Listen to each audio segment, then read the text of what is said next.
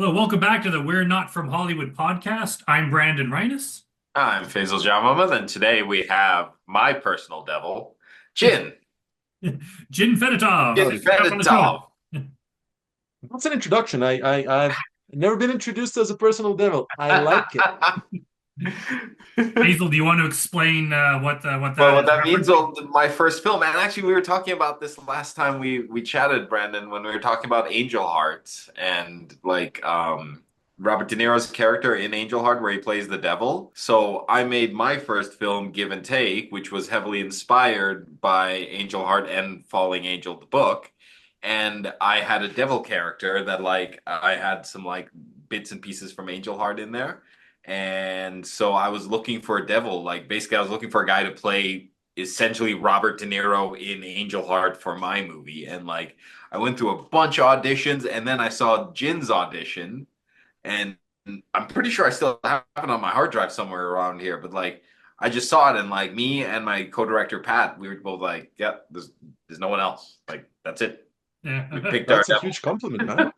And then I That's think that's as far as we go. You end on the best part. We finish the interview now. Pleasure to talk with you guys. Yeah, once you play the devil, there's no going up from there. Well, honestly, No. I love the energy you brought to that role too. I feel like, and a lot of people that are on that set also got it, but I feel like you were one of those people that just locked right into the vision that I had, and you just worked right into it, and you were like, "This, I know exactly how to deliver this." Is that something you spend time thinking and doing, or is that something that just comes naturally to you? Well, you and I had a conversation about the story, the character, and Yes. I went in and actually watched Angel Heart. I haven't seen it. And I tried to narrow in the bits and pieces that I could do as an homage without being like copycatty. I mean, Yeah. who's gonna try to copycat Robert De Niro? But there's certain cadences of speech, mannerisms that I thought can use that. And I tried to do my best, but I think the writing did the majority of the lifting. The character of the devil, by the way, for those who don't know me, which would be very possible that you don't, I get stuck playing the villain very often, and I enjoy doing so because villains to me have zero rules. I can do whatever I want, and I have zero repercussions, zero morality. It's my way or my way. So I thought, okay, let's take the right thing and let's just have fun with it. And that's what I did. And it was very energizing because we were filming a scene in a restaurant. You booked the entire place, and we had originally, you had originally the plan of using a corner booth. And I'm like, the devil in the corner booth? Get out of here. Center of the restaurant. You build the set around us, right? So having that freedom of expressing what I think the scene would be for the character and you taking that in and running with it and having that collaboration was fantastic. And next thing I know, you bring out cooked Beef ox hearts heart. and Oh man. everybody's sitting under table with this cooked heart and nobody's touching it. Like you have background performers being shy of the prop. I'm like, the heck is happening here? So I go in there, I cut a piece of the heart, I start eating it, showing people it's edible. It's like very good steak. And I'm not a big fan of steaks, but it was pretty good. And having that energy of feeling like the boss of this place, like the devil should feel wherever he is, that was great. And I hope that translated a little bit onto the screen. So It amazingly did. Have you seen the full film yet? I should send it to you if you haven't. We've had a couple of small premieres here and there. Nothing. I've seen a couple of cuts. I'll send you the latest So copy. I'll send you the sure, final copy there. But would you know, love to see it. that beef heart thing, that's really funny because we were talking, Brandon and I were talking about this before, and so that book and that movie, Angel Heart and Falling Angel, like Falling Angel specifically, that thing was like the most occult thing I've ever read, where it kind of had little indicators and stuff that you could then it name dropped books and things that you could go read and learn and whatever. So in my head, when I was writing Give and Take, I was like, okay, well, he's meeting the devil. What's the most occult thing I can think of in the scene to do? And so I was like, he's got to be eating like a heart, but it can't be something corny like something shaped like a heart. Like there's got to be a heart there. So then I was like, chicken hearts. I knew what chicken hearts look like. They're tiny. They're like popcorn. You wouldn't be able to tell. I didn't know what a beef heart looked like, but I figured it would be like the size of a steak, like a small plate. So I'm like, let's get a beef heart and let's like cook it up. So we go to the butcher shop and we pick up a beef heart, and this thing was massive. This thing is like this big. And we spent like half the day cooking it because like I just didn't know what to do with it. It It was turned out great. it turned out I was a vegetarian at that time, and even I had to be like, I gotta try this just to That's see so what. funny because I did the same thing, but back in I think it was like around the year 2000. Me and some buddies made this like really crappy short film, and we had a part where a guy gets his heart ripped out. So we're like, oh, let's go get a cow's heart, and not Why do thinking, we think that cow hearts are that small? I don't get it because now that I've seen it and I see a cow, I'm like, of course, yeah, it's this like yeah, it giant. makes sense in hindsight, but we're like, everything's smaller, and it's like, I think we ended up using, we got a pound of like raw hamburger, and then just like molded it into the shape of a human heart. But it's Well, I like, yeah, wonder what a cows' pig's hearts are heart looks friggin' like. enormous. Wonder what a pig's heart looks like now that we're on that subject. But anyway, Beef yeah, hearts, it would be up to the size. So we use pig pancreas, kidneys. We use valves from pig's hearts yeah, to that's exactly it. so it's close to human size and shape. I've seen the processing of a pig from bringing a live pig to being completely packed and shipped. There's a processing plant in Lethbridge, nevertheless, that processes pigs, and 100% of the pig is used and it's sent to Japan. And I was helping temporary foreign workers at that time, and I had the opportunity to come in with somebody from the Canadian Food Inspection Agency, and we went on the floor and saw the entire process. It's actually very eye-opening, and it was one of the things that turned me into eating less meat, actually. Now, well, a little bit off topic, but still on the topic, I guess. After Give and Take, the very next thing I saw you in was Hotbox, where you played kind of the villain character, but like in a very different context than I'd seen you, because you played like a very funny villain, and like you kind of were pushing people here. Actually, now that I think about it, I don't know if you were a villain because like some people you helped, some people you didn't help. You're just kind of like a house spirit, Yeah, I Jin guess. was kind of like he was the older guy at the party who he was trying to like teach the younger guy Simon how to like pick up chicks basically. And some of his I'm now advice was maybe not the best advice. But yeah, that was his. in my head canon, he was like the ghost that lived in the hotbox house that was just there to like to sow chaos here and to like pump up another person over here. Do you find that's easy for you to go back and forth between like very serious, very like gravitas characters to like very funny, but like you still have this seriousness to you, but we can tell you're like you're not evil, you're funny. I feel it's a lot of writing and setting, but sometimes you just roll with it. Hotbox was a very interesting experience for me.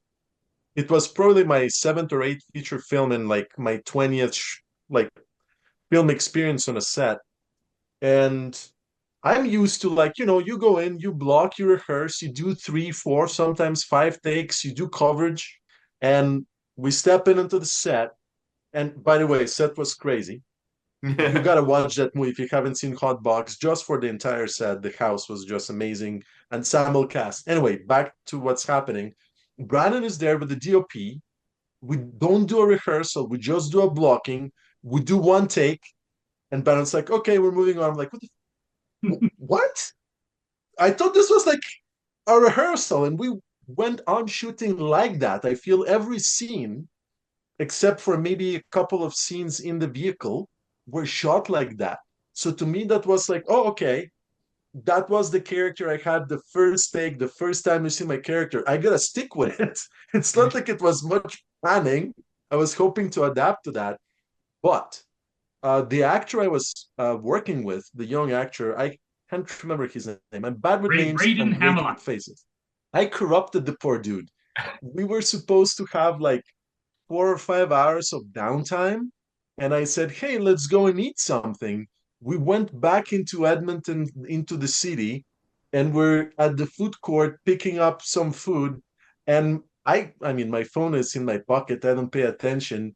I look at my phone. I have like 3 or 4 missed calls. They need us on set like 15 minutes ago. Oh, that was you. I remember that now. That was Oh a my big God, now deal. Brandon's just like, that was you. Yes. Yes. Yeah, I remember all of a sudden, yeah, like our first AD's like, Braden's not here. He left set and he didn't tell anyone, and I remember it being a big thing and whatever we dealt with it, but well, now I know who to Yes. blame. So I corrupted the guy like I did as the character just in real life. By the way, wonderful human being, and it was wonderful to work with everybody. So sliding into character, you roll with the punches. Most recently, I did a short film where it was very emotional and like I had to break down into like the most horrifying experience right away. And I knew that I had some time to prep. And out of a sudden, we go to lunch, and I have to fall right into that heightened emotional state like that. And that comes from being an actor. I feel a lot. So to me, to tune on emotions and feelings and portray those, whether it's happiness, grief, mischievousness, whatever emotion is required for the scene, I feel I can kind of stumble into it very easily and very quickly and come back to it if needed be. Character work is wonderful because you can forget the lines, you can memorize the lines. To me, the most important thing is you find the character. And once you find that character, everything falls into place. And you can go back to that character whenever. It's like riding a bicycle. So that's how it works for me. And so I don't feel it as a big challenge once it's there. And if the writing is good, and if your scene partners are great, then finding that character is just super easy. How did you get started as an actor? I guess you said by Hotbox you were on your 20th project. Is that right? Ish. Acting was something that I kind of found by mistake.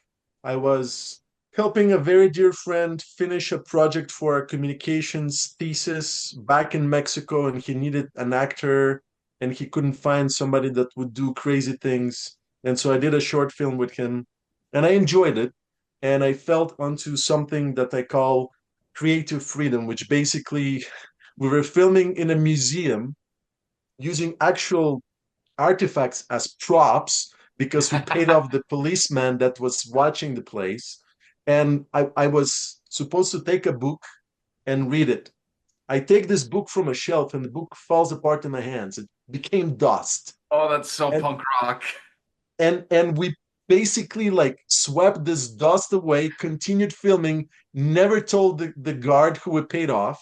Whistle And nonchalantly. right? I mean, we're naive, and I don't know what the hell I'm doing. So I felt this power that as an actor I can get away with murder as far as we cover it up, right? And then that was like many years ago. Then 2012 comes in, and very good friends that actually some of them are in Edmonton from Rambunctious Productions. We're looking for a guy that can yell. At that time, I didn't have this much of a beard, by the way. And they shot a film. This is Lethbridge, by the way. Guys running around, the coolies with airsoft guns. They got some uniforms. So we look legit. It's a very simple movie. They shoot an entire summer. Winter comes in. They tell everybody they lost the footage. The drives died or something. We have to reshoot the movie. But And everybody tells them off. 6 people tell them, Oh God. we'll shoot with you again. And from 20 rolls, you compact all of that script onto 6. And so I got a bunch of lines. We do that movie called Battle Earth, and they find a distributor, and they find like somebody that's gonna give them an insane amount of distribution. So they got DVDs, Walmart, Amazon. They got like screenings in Czech Republic, Korea, Japan. Like I'm gonna call it the side market, the non-North American market, and the not European market, right? The third market. And so like it's the first feature I've ever done. I'm like, okay, I gotta do this.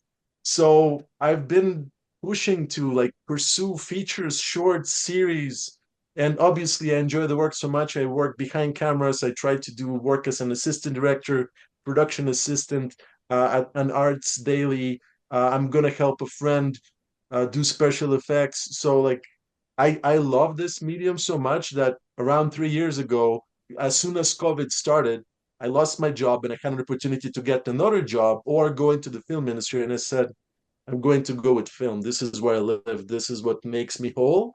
And I stayed here, and I think I'm gonna die on a movie set, hopefully of age, not because a motorcycle crashes into my face. Hey, listen, that's the dream, right? You just like get the big performance, you like get it out, you like get put you're all into it, and then you just collapse. And then that's it. They're like, he was an actor. How did you audition for Hotbox? Like how did you find out about it? So here's the thing. I can't remember. I used to have a very good audition ratio where, I audition for something, usually get it, and then that dropped completely off. And then I had like this worst streak of like I audition like 100 times and I get maybe one role, which, it's terrible. I feel So like I that happens when you move up into a different pond or a different like you move up a level. You become it becomes more competitive. There's more people around, and so you get less roles because you're just competing with more people essentially. not, yes, but this is, and true story, this is because there's in my demographic, there's three actors that are way better and more talented, better looking, without an accent, and we all go for the same type of roles, and 99% they get it. So I'm like, at least they get it. I respect that. Hey. But I blame it on them. But also, I moved into something different. And this is where networking comes in place. And that's why I don't know if I actually auditioned for the role or not, because either a friend tells another friend, hey, you should get Gin for this role, and I just get it, or someone that I have worked with before is specifically writing a role for me. So nowadays that I audition, I mostly audition for either it's like big projects, TV or not TV, but like films or TV series that come in shoot here, or for tiny side projects that I really am interested in this story, and I'm like, I want to do this, and I audition for those. The rest, it's that networking that gets me roles. And I think at that time when I did Hotbox, it was when I had that insane ratio of like if I audition, I get it. I feel I auditioned for it, but would be Because networking from it's like Chris Schuler. you're in Calgary, right? And we're in Edmonton. We did have auditions here in a gym, but I don't remember. Like I don't think you came up for Calgary. So maybe you sent us a video or something. I can't remember. It could be that, or it could be my connection with Chris Schuler. That is a possibility too. Yeah, I wish I could remember how all that came together, but I remember like I don't remember there being any other choices for that role. So either you just nailed it or we never considered anyone else because like you were just like perfect for that role. So and you did a wonderful job too. I'll take either of those. Yes, thank you. Again, is this is where we cut in the interview? Because it keeps going higher and higher. I'm like, I'm afraid to quit now. Well, I was gonna ask, what's your favorite Brandon? Because you've been in several Brandon projects, right? You've been in Grotesque One. You've been I don't know. He in. Oh wasn't wait, even. I think Hotbox is the only thing, right? is Hotbox the only thing? Yeah. We did a short film proof of concept with Griffin Court. The Hive. Yes, Were you in that? Yes, he was I one of the was. businessmen. Yes, Oh right, yeah. That was a proof of concept. That was a movie. It just we never did the sequel, but it's still my most popular short film to date. But yes, you were Oh in the really? Hive. Yes, that's I've yeah. never seen that full version. Yeah, it's on the Higher Universe YouTube channel. Oh damn, I'll have to go find it. Yeah. I remember I was an extra on that in that scene. I think in that same scene that you were in, Jin, in the restaurant that you guys were at. Oh really? Yeah. yeah, it Yeah, was great. I wish you actually do a feature with that. I understand it might require higher budgets, but listen, anything you do with Griff at this point, I think he's up there. He's doing Um, really well. he's doing well. exactly. I don't mean up there like that, but I mean like you will get cred, and he can help you find financial and distribution pathways. the main problem is that like I was just a hired gun on that one. Jeremy Whiteford, my old high school buddy, he's the one that came up with the idea, and he hired me to write and direct it. So it's his project, and he has since basically lost interest. He moved away to a farm and basically just disappeared from civilization. I haven't spoken to him since. So he has no interest in doing it, and I can't just steal his concept and do it myself because it's all kind of He his doesn't have views. brainchild. He doesn't have the internet. So I guess we just have to basically let it die. Of course, there's like YouTube comments I get like every week that are like, "When's part two coming out?" And like, never, unless something drastically different changes, we're just stuck with ending it on a cliffhanger. But Purchase the rights. We go find a farm, bring a box of very good wine, or a 4 liter bottle of like Crown Cheap Royal, one. and say, "Hey, how do you feel about having your story made into a feature film? Here's a gift." yeah, I'll think about it. We'll see. We got other things in the works, but I know there's a lot of people that would. Yeah, it is like my most popular. I think it's my most popular like YouTube video, like film related video. So it does have a lot of fans. So I think if we put some real, and we made that pretty damn cheaply. I think it was like $5,000 we spent or something. So if we put some real money behind it, probably could be good. I just don't know. I don't have it's not my story, so I don't have the passion for it. So I just don't feel like putting that much work into it. But if someone else Fair wanted enough. to and raise the money, by all means, I would write it and possibly direct it. This is the interesting thing about you said I'm from Calgary, you guys are in Edmonton. Um, Aside from a 3 hour drive, I feel that there's a chasm, uh, a separation big enough that you can say that you're pretty much as far as Mars. Because I feel very connected with the filmmaker community in Calgary, and I have small connections with the filmmaker community in Edmonton, which is equally as big, if not bigger. And I feel we are just too separate. We're not collaborating. I had a wonderful experience working with Neil Chase on a film that he did this summer, just a tiny little part. I had that one of those 3 people that they always compete with. Troy Greenwood went and worked on that as well. Chris Schuler comes in and works with you guys all the time, but it's tiny connections, right? And I reached out to Tyler Duffy, who I love, who is kind of Brilliant in human being. between.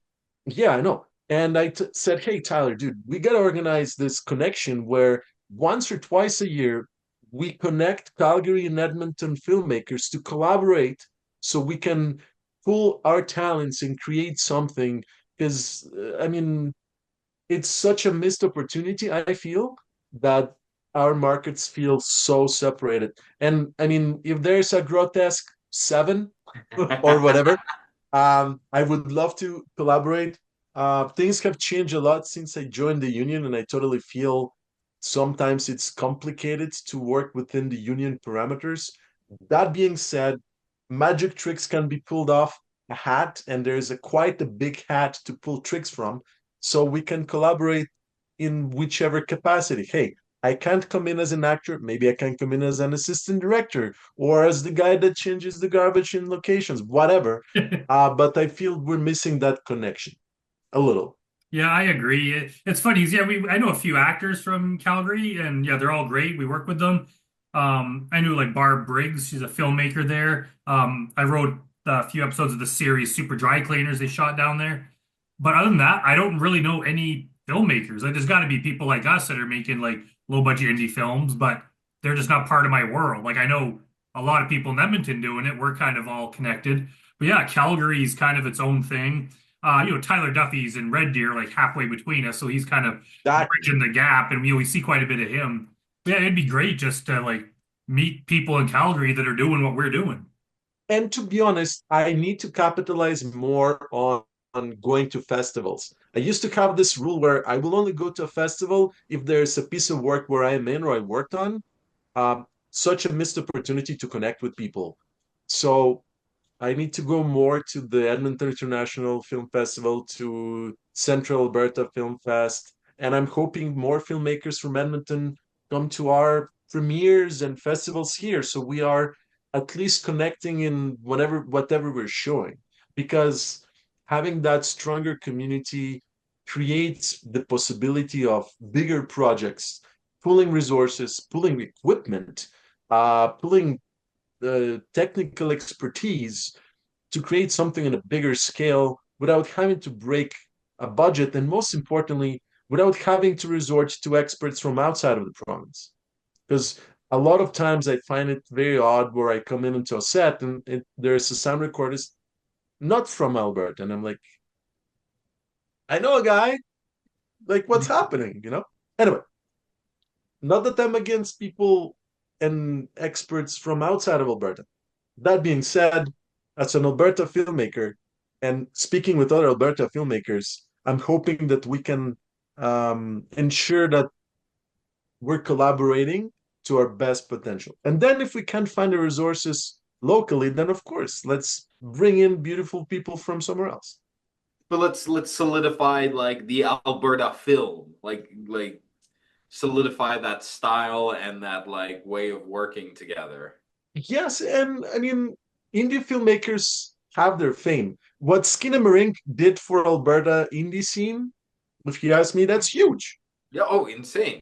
We need to capitalize on that a little bit, and shows that come in for the bigger film industry, The Last of Us, The Abandons, movies, the Interstellar, Ghostbusters, Die My Love, those are great, but that potential doesn't reflect on the indie potential, and Skinamarink does, and Grotesque does, and other films that are being here do. So I say let's show to the world that Alberta kicks ass in the indie sphere as well. Yeah, like we can get just as deep and just as like pretentious too. God damn it. All right, well, we're almost out of time. I think that's a perfect place to end it. Let's make that happen, and let's get some more Calgary people involved in the